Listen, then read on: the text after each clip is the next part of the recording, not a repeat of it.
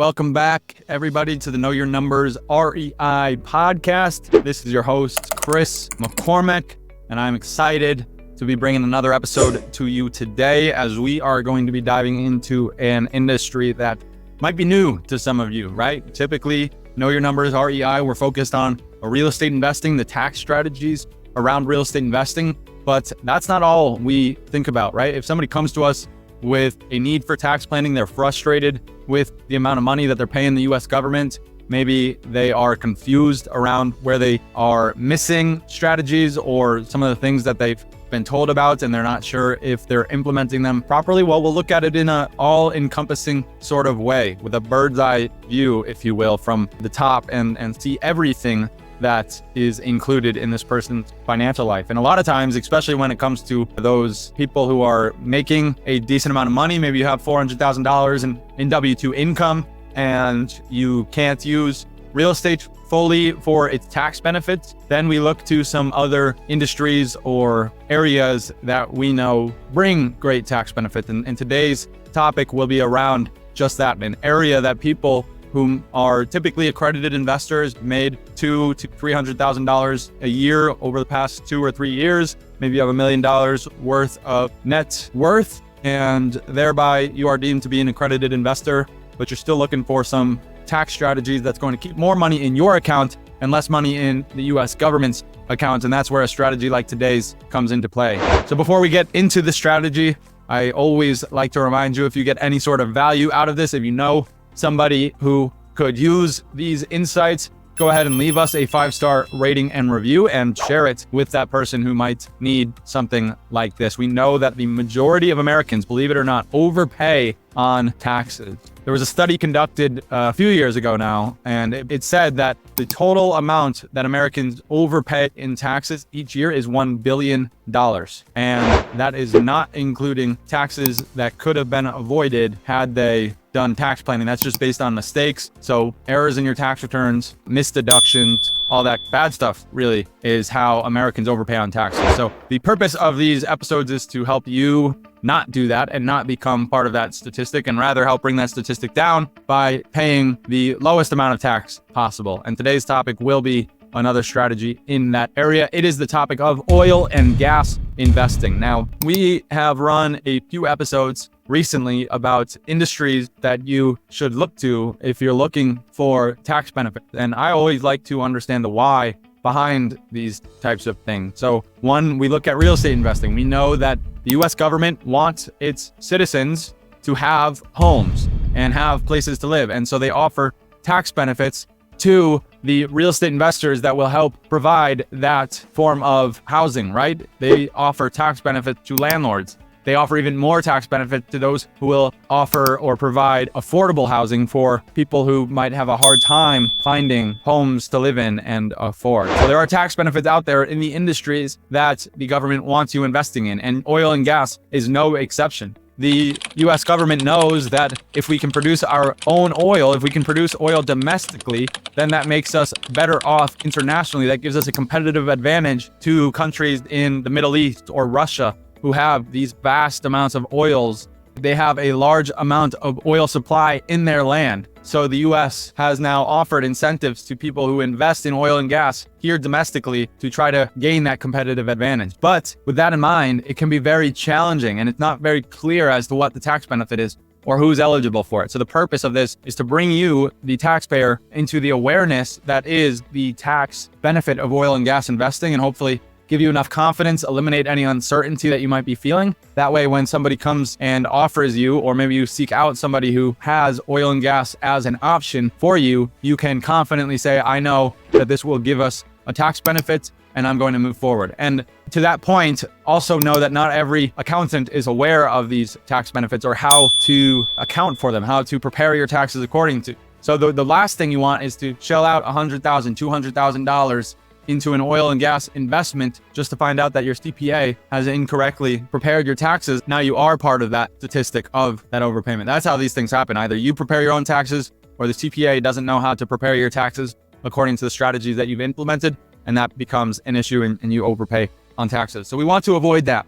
And part of the avoiding that is giving you enough information, but also giving you the ability to find a tax planning resource, a tax professional who can help take this information and make sure it gets onto your tax return properly, or calculate some of the benefit that you will before moving forward, so you can say confidently, I'm going to save $75,000 in taxes this year. So there are risks involved in oil and gas investing. I like to make that clear too. Not every investment, just like any other investment, no investment is 100% risk-free. If it was 100% risk-free, well, it probably wouldn't have the greatest return, right?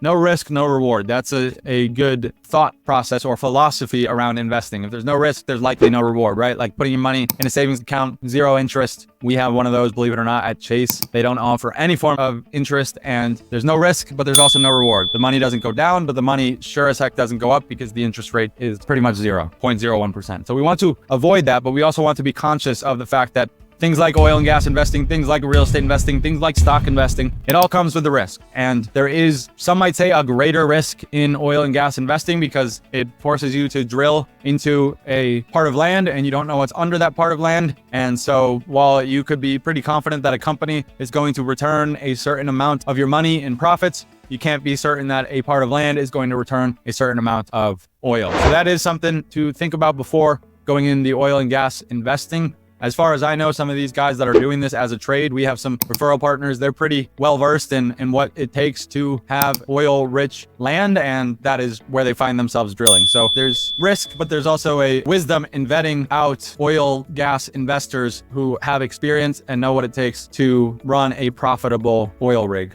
So with all that in mind, what are the tax benefits and why would anyone consider oil and gas investments? I have points here that we'll discuss. The first is high return potential. So I did talk about the risk involved in oil and gas investing, but there's also a great potential for return. You consider the way that the land, if just as much of a risk as there is to a land that doesn't produce any oil, there's also a great reward for a land that is rich in oil. And a lot of these places in, call it Oklahoma, Texas, Kansas, those southwest, southeast, middle of the country areas that are seemingly rich in oil, there is a great potential if you get in early, put your funds there, and then the oil shifts and starts spitting out some great supply, there's a great return on that because oil is such a needed commodity, right? There's a high demand, which means the price is likely going to go up, especially if you are in control of the supply or there's a limited supply. So if you come across these oil fields that are spitting out a lot of oil and you know that it's not the case all throughout the United States and that you have this area that you have now tapped into with the resource that is in great demand, well, then you can pretty confidently say there's going to be a good return. There is a great return potential in oil and gas investing. It's a great opportunity, number two, to diversify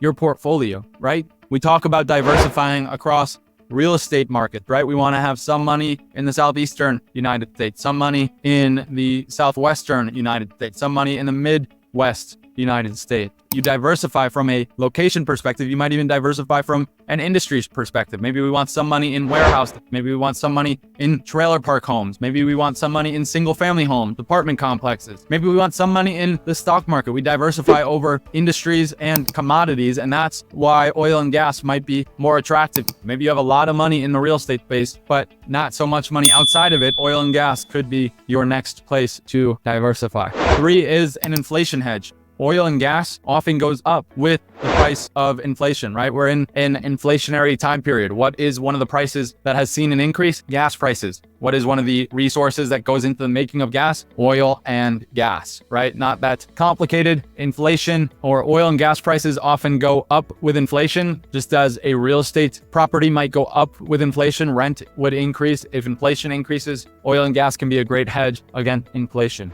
Number 4 is tax benefits, right? This is where we'll focus a lot of our attention on it. But whereas you have the opportunity to write off losses in real estate, there's also potential to write off losses in oil and gas investing.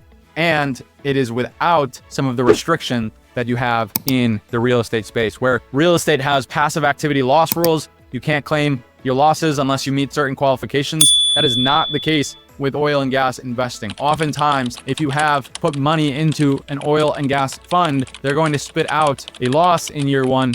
And as the current tax code stands, that loss is an active loss and can be used to offset against W-2 income. So on the start, I talked about how you might be making $400,000 in W-2 income. Oil and gas investing is a great opportunity to potentially offset some of that income in year one because of the tax benefit, which we'll get into.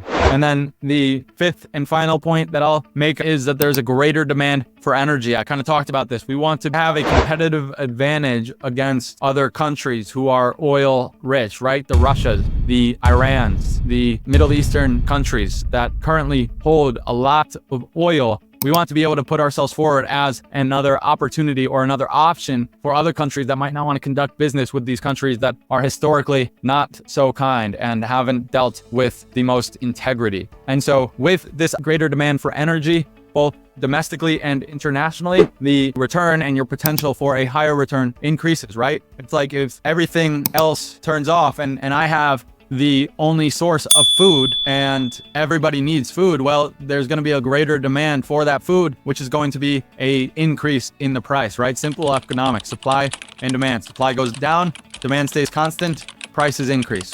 Demand goes up, supply stays constant, prices increase, right? So if we know that there's a greater demand for energy, and even clean energy is a greater push, we know that if we can have part of the supply, we're likely going to increase the amount of return we get. So there's 5 reasons to consider oil and gas investing. Now, as far as the tax implications go, there's some things that you need to think about or consider, things that really your CPA should know. And that is what does it all mean when it comes to preparing your taxes, right? Well, in a traditional oil well, there's 2 types of costs. There's one, the intangible drilling costs, and the second is the tangible drilling costs. As far as I know, the intangible usually makes up about, say, 85% of year one expenses. Tangible makes up the other 15%. And whereas intangible is costs like labor, drilling, and chemicals, all of those are fully deductible in year one. So intangible drilling costs, they're not necessarily the most easily to quantify as being tied to a certain output, I guess is what intangible means, but intangible drilling costs are 100% deductible